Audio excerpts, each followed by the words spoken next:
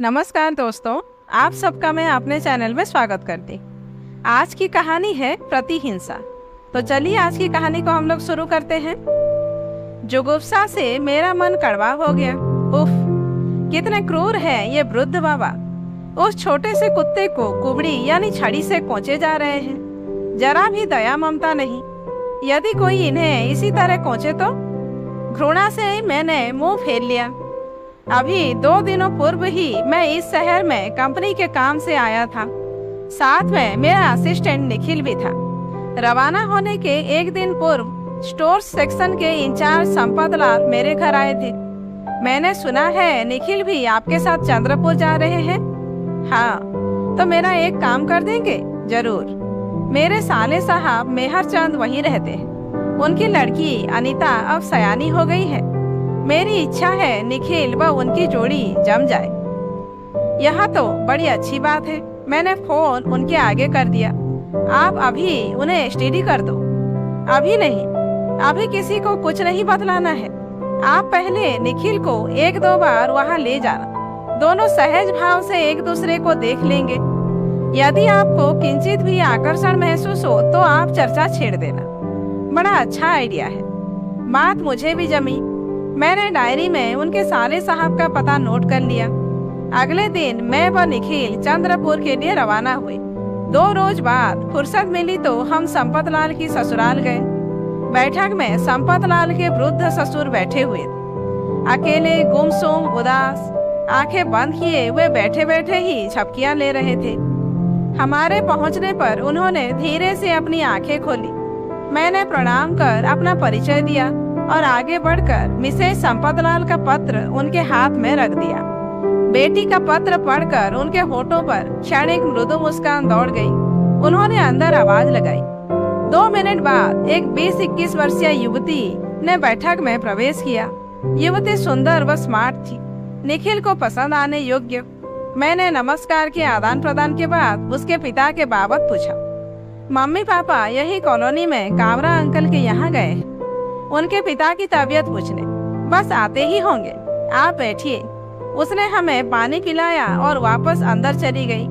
मैं बाबा से बतियाने के लिए उनकी ओर मुखातिब हुआ, मगर इतनी सी देर में वे झपकी लेने लगे थे। मैं अखबार उठा पढ़ने लगा। निखिल ने भी एक पत्रिका उठा ली। उसी समय अंदर से एक छोटा सा झबरा कुत्ता आया। कुत्ता बड़ा प्यारा था। कोई भी उसके संग खेलने की लालायित हो जाता। उसे देख मैं भी उसकी ओर आकर्षित हुआ।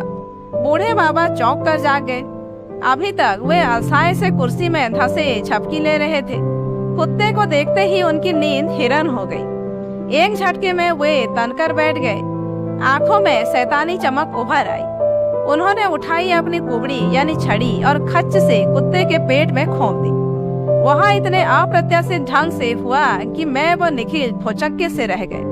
हमें अपनी ही आंखों पर सहसा विश्वास नहीं हुआ कि यह कमजोर वृद्ध इंसान ऐसा बचकाना मगर क्रूर कर्म भी कर सकता है।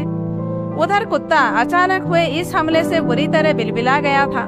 उसने भागने की कोशिश की, मगर बाबा ने उसे घेर लिया और लगातार कुबड़ी चुभोने लगे। कभी दुम पर, कभी पेट पर, कभी पूंछ पर और कभी सीधे आंख पर। पीड़ा से बिलबिलाता कुत्ता कै कै करता इधर उधर दुबकने लगा। यह देख बाबा की शैतानी चमक में और भी वृद्धि हो गई।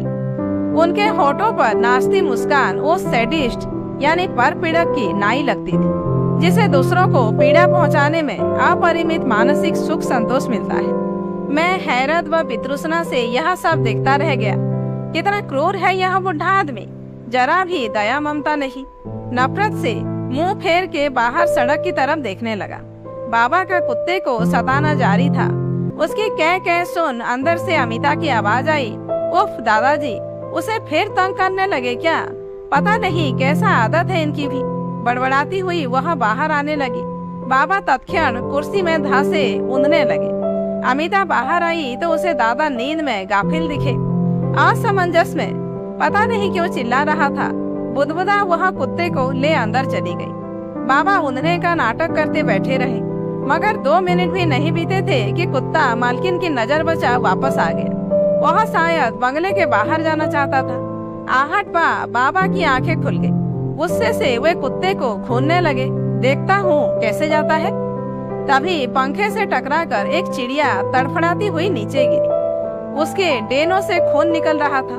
गलीचे पर पड़ी पीड़ा से वह छटपटाने लगी। यहाँ देख, कुत्ता उसकी ओर लपका, मगर उसके पूर्व ही बाबा ने कुबड़ी घुमाकर उसके मुंह पर मारी। निशाना अचूक था। पीड़ा से बिलबिलाता कुत्ता अंदर भागा। चिड़िया ची ची करती अब भी तड़प रही थी।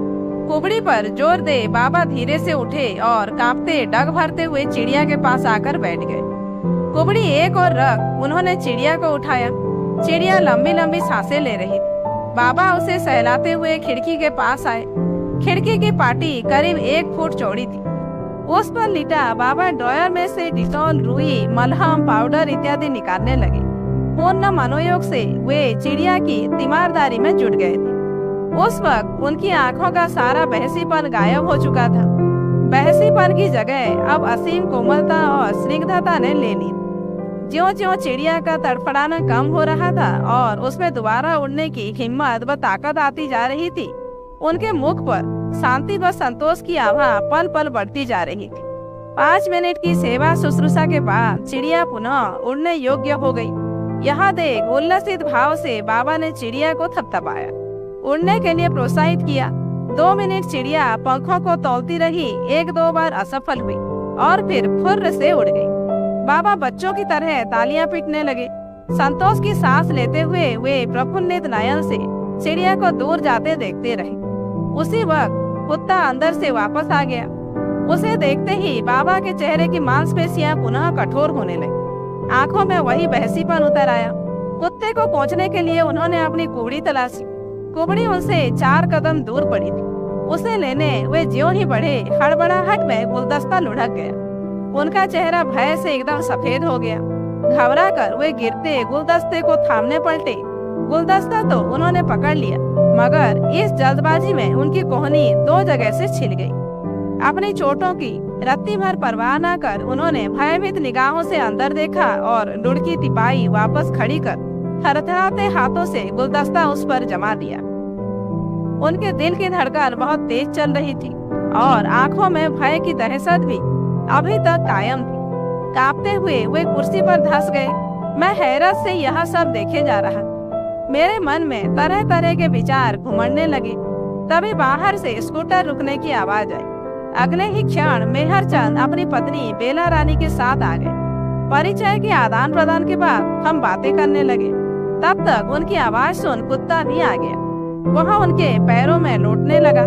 मेहरचंद ने उसे गोद में उठा लिया और हमसे बतियाते रहे।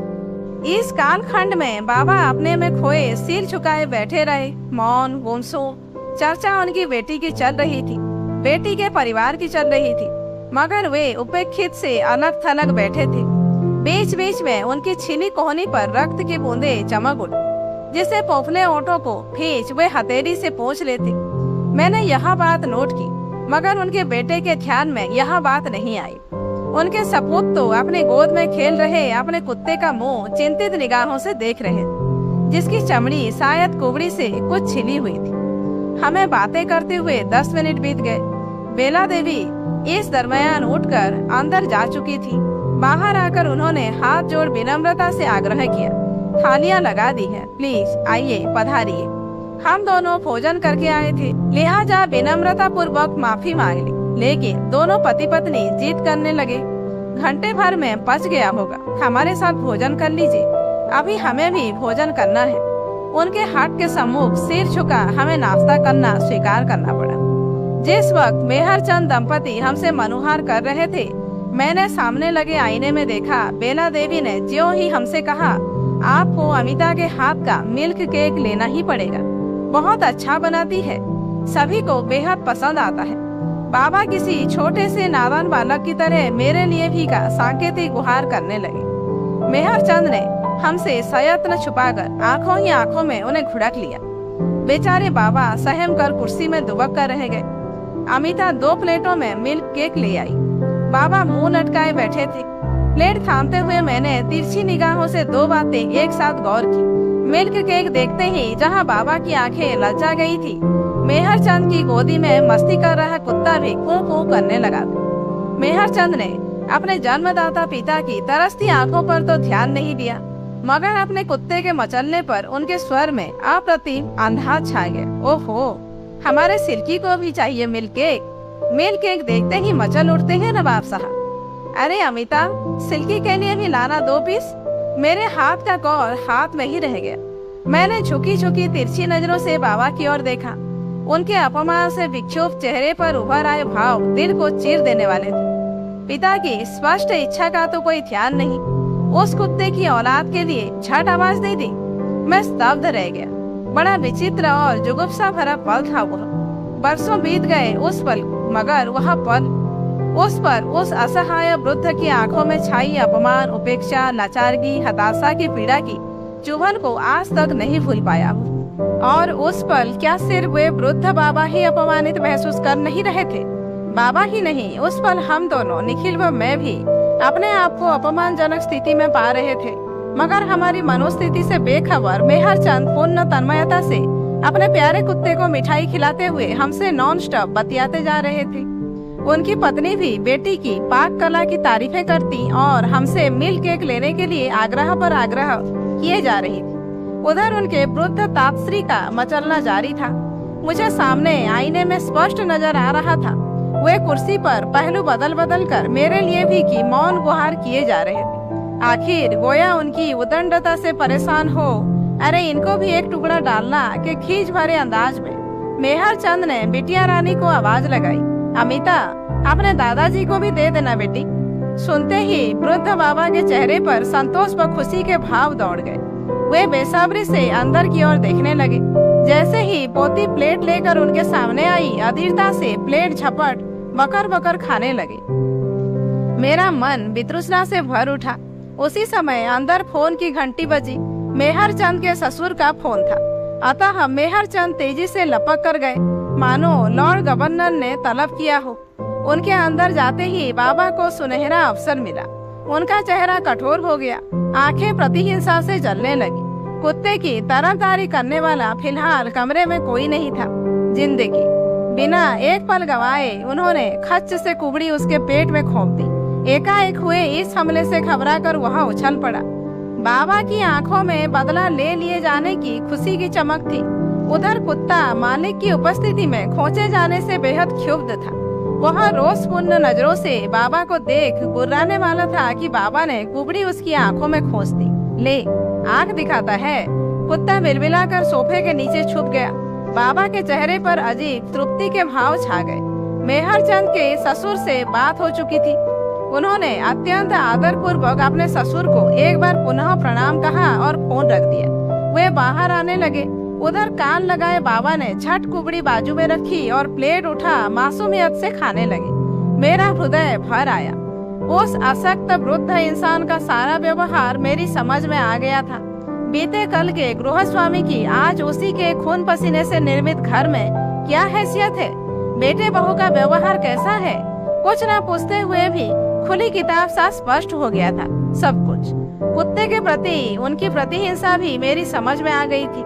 मगर एक बात आज तक समझ में नहीं आई कि उनके मन की पीड़ा का असल कारण क्या था, स्वयं की कुत्ते जैसी अपमानजनक जिंदगी या उस कुत्ते की शाही इज्जतदार जिंदगी। तो दोस्तों, आज की कहानी यहीं पर समाप्त होती है। कहानी कैसी लगी कमेंट करके जरूर बताइए। अच्छी लगी हो तो एक लाइक कीजिए, जानने वालों को शेयर कीजिए और ऐसे ही वीडियोज आगे देखने के लिए मेरे चैनल को सब्सक्राइब करना मत भूलिए।